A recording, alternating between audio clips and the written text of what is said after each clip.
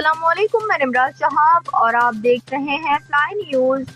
सिंध रवादारी मार्च के नाम से निकलने वाले मार्च में शिरकत के लिए कारकुनान मुख्तलिफ रुकावटें उबूर करने के बाद जब मेट्रोपोल पहुंचे तो पुलिस ने इन्हें 3 तलवार की जानिब जाने से रोक दिया और मुज़ाकरात करके मार्च को खत्म करवाने की कोशिश की, मगर कारकुनान कराची प्रेस क्लब की जानिब रवाना हो गए और प्रेस क्लब पर सिंध रवादारी मार्च के शुरका ने एहतजाज शुरू कर दिया।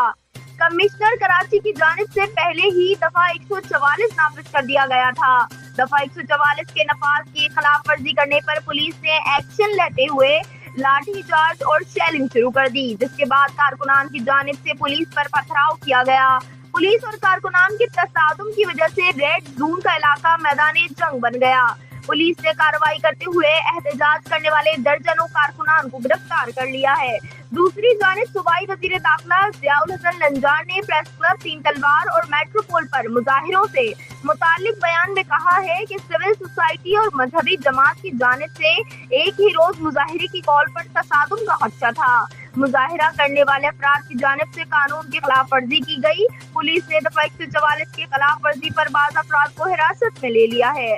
जिन अफराद ने कानून हाथ में लिया है उनके खिलाफ सख्त कानूनी कार्रवाई की जाएगी। असां जेको एहतजाज रखियो उनजी असां इंफॉर्मेशन कमिश्नर कराची खे ॾिनी। उनजी इंफॉर्मेशन जेका आहे असां DC साउथ खे ॾिनी, SSP साउथ खे ॾिनी।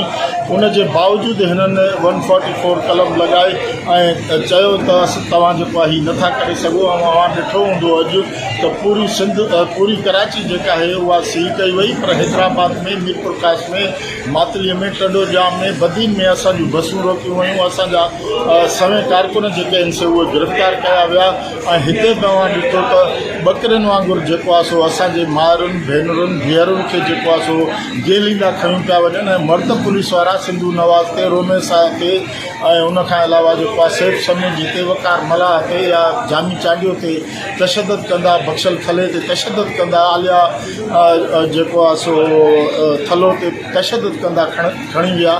त आउं सम्झां थो त इहा ज़्यादती आहे, इहा सनाफ सोइल सां ज़्यादती आहे, इहा ज़्यादती सिंध जे माण्हुनि सां आहे। कराची सिंध जी दिलि आहे, कराची सिंध जी राजधानी आहे, कराची सिंध जो दारुल हुकूमत आहे ऐं उन कराचीअ में असां सां ईअं ज़्यादती थिए असां सम्झूं था त इहो असांखे ओपरो करे मारे थो वञे। इहो असां कॾहिं बि करणु न ॾींदासीं। असां सम्झूं था त कराची सिंध जी आहे, कराची सिंधियुनि जी आहे। उनजे करे असां बार बार ईंदासीं, बार बार एहतजाज कंदासीं, बार बार पंहिंजे हक़ जी ॻाल्हि कंदासीं, बार बार टे तलवार ते, बार बार कराची प्रेस क्लब ते, मलिर प्रेस क्लब ते, ॿियनि हंधनि ते ईंदासीं ऐं एहतजाज कंदासीं। हीअ असांखे नथा रोके सघनि।